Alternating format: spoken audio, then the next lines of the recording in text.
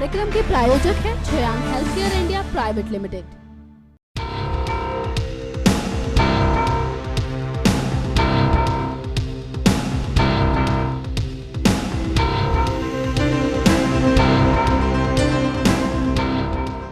देश की राजनीति के चाणक्य कहे जाने वाले शरद पवार का सत्ता के गलियारों में हमेशा ही दखल रहा है। सियासत में शरद पवार का नाम किसी पहचान का मोहताज नहीं है। पवार केवल महाराष्ट्र ही नहीं बल्कि भारत की राष्ट्रीय राजनीति में एक कद्दावर नेता के रूप में खासी पहचान बना चुके हैं। नमस्कार, मैं हूं गायत्री गुप्ता। एक बार फिर मैं हाजिर हूं अपना विशेष प्रोग्राम पब्लिक फेस लेकर। इस प्रोग्राम में आज हम बात करेंगे राष्ट्रीय कांग्रेस पार्टी के मुखिया और महाराष्ट्र के पूर्व मुख्यमंत्री शरद पवार के बारे में। एक समय राष्ट्रवादी कांग्रेस पार्टी के नेता रहे शरद पवार ने किस तरह अपने दम पर एक पार्टी को खड़ा किया। आखिर ऐसी क्या वजह थी जिसकी वजह से शरद ने कांग्रेस से नाता तोड़ा। तो चलिए नजर डालते हैं शरद पवार के सियासी सफर की तरफ। महाराष्ट्र की सरजमी पर ही नहीं बल्कि शरद पवार केंद्रीय मंत्रिमंडलों में भी कई पदों पर रह चुके हैं। महाराष्ट्र के पहले मुख्यमंत्री यशवंतराव चौहान उनके राजनीतिक गुरु थे और उन्होंने ही पवार को सक्रिय राजनीति में आने के लिए प्रेरित किया था। राजनीति में उनका पहला कदम तब पड़ा जब उन्होंने 1956 में गोवा मुक्ति आंदोलन में भाग लिया। कॉलेज के दिनों से ही राजनीति की तरफ उनका रुझान बढ़ता ही चला गया। इन्हीं दिनों वह युवक कांग्रेस के संपर्क में आए और आगे चलकर साल 1964 में भारतीय युवक कांग्रेस की महाराष्ट्र इकाई के अध्यक्ष बने।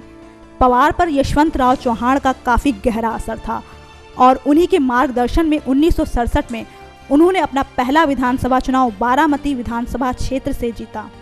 ये बात और है कि साल 1978 में पवार ने चौहान और कांग्रेस का साथ छोड़कर कांग्रेस समाजवादी पार्टी बना ली और जनता पार्टी का दामन थाम लिया। इसी गठबंधन की बदौलत वह मात्र 38 साल की आयु में पहली बार महाराष्ट्र के मुख्यमंत्री बने।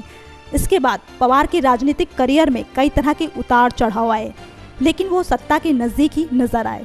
साल 1980 में हुए लोकसभा चुनाव में शानदार जीत हासिल कर जब इंदिरा गांधी वापस केंद्र की सत्ता पर काबिज हुई तो उन्होंने पवार के नेतृत्व वाली राज्य सरकार को बर्खास्त कर महाराष्ट्र में राष्ट्रपति शासन लगा दिया। साल 1984 में इंदिरा गांधी की हत्या के बाद हुए लोकसभा चुनावों में कांग्रेस आई को 419 सीटें हासिल हुई और राजीव गांधी देश के प्रधानमंत्री बने।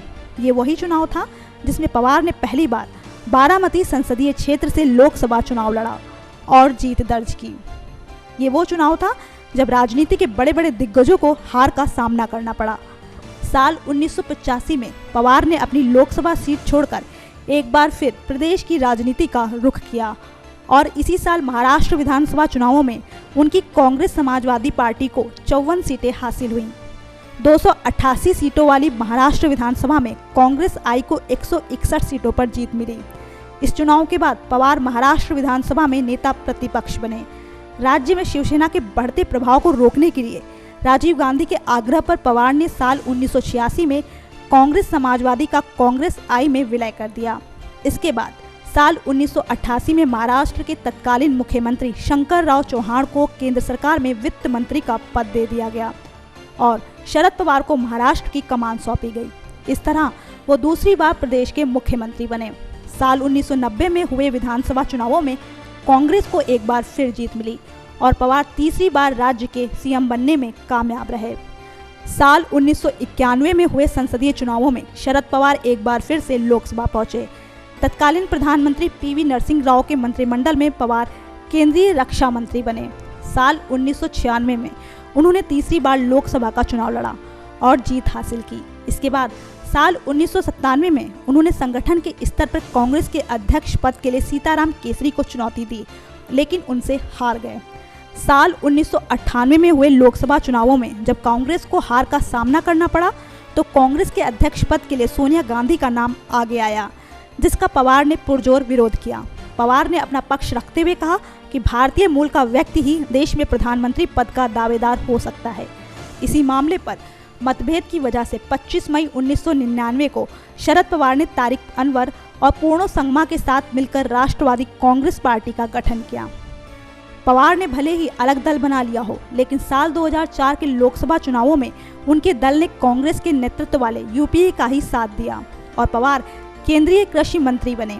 साल 2009 के लोकसभा चुनावों के बाद भी कांग्रेस के साथ उनका गठबंधन बना रहा और वो एक बार फिर से मंत्रिमंडल में शामिल हुए। इसके बाद साल 2012 में उन्होंने ये घोषणा कर दी कि वो 2014 का लोकसभा चुनाव नहीं लड़ेंगे। गौरतलब है कि साल 2009 के लोकसभा चुनावों में पवार ने मढ़ा संसदीय क्षेत्र से चुनाव लड़ा था और बारामती की अपनी पारंपरिक सीट अपनी बेटी सुप्रिया सूले के लिए खाली कर दी थी। जहां पावर वहीं पवार, यही स्लोगन बन गया था जब पवार राजनीति में उतरे। शरद पवार ने अपनी सियासी सूझबूझ के दम पर भारतीय राजनीति में अपना एक अलग ही मुकाम बनाया है। पवार की समझदारी इस बात से ही स्पष्ट हो जाती है कि उन्हें सियासी गणित का जोड़ तोड़ बेहद ही बेहतरीन ढंग से आता है। सियासत के चाणक्य कहे जाने वाले पवार की ये सियासी दक्षता केवल राजनीति तक ही सीमित नहीं रही। पवार ने बीसीसीआई और आईसीसी की अध्यक्षता करके अपने प्रभुत्व का लोहा मनवाया। तो चलिए आपको दिखाते हैं कि कैसे पवार ने राजनीति से हटकर भी अलग क्षेत्रों में अपना वर्चस्व कायम किया। साथ ही नजर डालते हैं पवार की निजी जिंदगी के कुछ अनछुए पहलुओं पर। शरद गोविंदराव पवार का जन्म 12 दिसंबर 1940 में महाराष्ट्र के पुणे में हुआ था। उनके पिता गोविंदराव पवार बारामती के कसक सहकारी संघ में कार्यरत थे और उनकी माता शारदाबाई पवार कातेवाड़ी में परिवार के फार्म का देखरेख करती थीं। शरद पवार ने पुणे विश्वविद्यालय से संबंध Brihan Maharashtra college of commerce से पढ़ाई की है। आपको बता दें कि शरद पवार की मां शारदा पवार संयुक्त महाराष्ट्र आंदोलन की एक आंदोलनकारी भी थी। शरद पवार की पत्नी का नाम प्रतिभा पवार है। शरद पवार की इकलौती बेटी सुप्रिया सूले और उनके भतीजे अजीत पवार सक्रिय राजनीति में हैं। सुप्रिया सूले बारामती से सांसद हैं और अजीत पवार कांग्रेस राष्ट्रीय कांग्रेस पार्टी की सरकार में उप मुख्यमंत्री थे। महाराष्ट्र की राजनीति में अजीत पवार का नाम काफी विवादित है। महाराष्ट्र में हुए 70,000 करोड़ रुपए के सिंचाई घोटाले में उनका नाम आया था। इसके अलावा भी उनके ऊपर भ्रष्टाचार के कई आरोप हैं। अजीत पवार बहुत आक्रामक और महत्वाकांक्षी हैं। कहा जाता है कि उनको अमीर किसानों और बिल्डर लॉबी का पूरा समर्थन है। इनको फायदा पहुंचाने के लिए अजीत पवार काम भी करते हैं। राजनीति के अलावा मीडिया के क्षेत्र में भी पवार परिवार का पूरा दखल है। शरद पवार के छोटे भाई प्रताप पवार सकाल अखबार के सर्वे सर्वा हैं। राजनीति के साथ साथ शरद पवार क्रिकेट प्रशासन से भी जुड़े हुए हैं। साल 2005 से साल 2008 तक भारतीय क्रिकेट कंट्रोल बोर्ड के वह अध्यक्ष बने और उनका ये सफर लगातार चलता रहा। साल 2010 से साल 2012 तक पवार अंतर्राष्ट्रीय क्रिकेट काउंसिल के भी अध्यक्ष थे। साल 2001 से साल 2010 तक वे मुंबई क्रिकेट एसोसिएशन के भी अध्यक्ष रह चुके हैं और जून 2015 में वो एक बार फिर मुंबई क्रिकेट एसोसिएशन के अध्यक्ष बने। महाराष्ट्र के मराठा स्ट्रॉन्गमैन कहे जाने वाले शरद पवार जिस तरह से राजनीति और क्रिकेट दोनों में ही लगातार अपना दबदबा बनाते गए, ठीक उसी तरह से विवादित बयान और विवादों से भी उनका नाता जुड़ता गया। बात करें 2G घोटाले की या फिर बात करें स्टाम्प पेपर घोटाले की या फिर IPL विवाद की, इन सब में किसी न किसी रूप में शरद पवार का नाम जरूर आया। सियासत के सुरमा शरद पवार कई मामलों पर बेतुके बयान देकर भी सियासी गलियारों में हलचल पैदा कर चुके हैं। तो चलिए दिखाते हैं आपको शरद पवार से जुड़े विवादों और उनके विवादित बयानों के बारे में। साल 2002-2003 में महाराष्ट्र के तत्कालीन मुख्यमंत्री सुधाकर राव ने पवार पर यह संगीन आरोप लगाकर खुलासा किया था कि पवार ने पप्पू कलानी और हितेंद्र ठाकुर जैसे दबंगों की उनसे पैरवी की थी। शरद पवार के साथ विवाद हमेशा से ही जुड़े रहे हैं, फिर चाहे भ्रष्टाचार के मामलों की बात हो या खेल में राजनीति करने की। उनके बारे में कहा जाता है जहां पर पैसा है वहां शरद पवार हैं। दुनिया के सबसे अमीर भारतीय क्रिकेट के वो अध्यक्ष रहे, वो आईसीसी के भी अध्यक्ष रहे। इसके साथ ही वो केंद्र में मंत्री पद पर भी बने रहे। शरद पवार पर राजनीति में परिवारवाद को बढ़ावा देने का भी आरोप लगा। भ्रष्टाचार के आरोपों पर शरद पवार ने कभी कोई सफाई नहीं दी, फिर चाहे लवासा घोटाले की बात हो या फिर शुगर मिल के लिए लामबंदी करने के आरोप। महंगाई के मुद्दे पर तो एक बार शरद पवार नेशनल मीडिया में सुर्खी बन गए थे। महंगाई को लेकर बयानों से खफा एक व्यक्ति का गुस्सा तो शरद पवार पर कुछ इस तरह फूटा कि उसने उनके गाल पर तमाचा तक जड़ दिया था। हालांकि पवार ने इस मुद्दे को तूल नहीं दिया। साल 2007 में बीजेपी ने पवार पर गेहूं के आयात में घोटाले का आरोप लगाया। एक मीडिया चैनल ने तो उनकी पूरी पार्टी की शुगर मिलों का चिट्ठा खोलकर ही रख दिया था। लेकिन पवार कि सभी राजनीतिक दलों के साथ अच्छी पैठ होने की वजह से वो कभी जांच के फंदे में नहीं फंसे। साल 2011 में 2G घोटाले की जांच के दौरान नीरा राडिया ने सीबीआई को बताया कि उनके मुताबिक डीबी रियल्टी का कंट्रोल पवार के हाथ में ही है। इसके अलावा लवासा घोटाले में तो पवार की पूरी फैमिली ही घिर गई, लेकिन किसी का भी बाल भी बाका नहीं हुआ।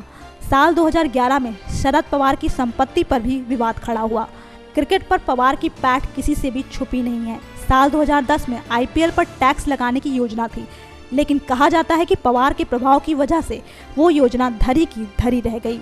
इतना ही नहीं, बीसीसीआई को खेल मंत्रालय के अधीन लाने की बात भी पवार के कारण ही दबी रह गई। हजारों करोड़ का स्टाम्प घोटाला करने वाले अब्दुल करीम तेलगी ने नार्को टेस्ट में शरद पवार और छगन भुजबल का भी नाम लिया था। हालांकि हर मामले की तरह इस मामले में भी कुछ आगे नहीं हो सका। सियासत को एक नया आयाम देने वाले शरद पवार की राष्ट्रीय राजनीति और महाराष्ट्र की क्षेत्रीय राजनीति में कड़ी पकड़ है। एक प्रभावशाली नेता के रूप में अपनी पहचान बनाने वाले शरद पवार के सितारे उस समय गर्दिश में आ गए जब साल 2014 में हुए लोकसभा और महाराष्ट्र विधानसभा चुनावों के नतीजों ने उनकी पार्टी को देश और महाराष्ट्र की राजनीति में हाशिए पर ला खड़ा किया। फिलहाल शरद पवार वर्तमान में राज्यसभा सांसद हैं। तो ये था आज का हमारा पब्लिक फेस। हमें उम्मीद है कि आपको हमारा ये प्रोग्राम ज़रूर पसंद आया होगा। अगर आपको हमारी ये पेशकश अच्छी लगी तो हमारे चैनल को ज़रूर सब्सक्राइब करें। तब तक के लिए नमस्कार। इस कार्यक्रम के प्रायोजक हैं Shreyansh health care India private limited.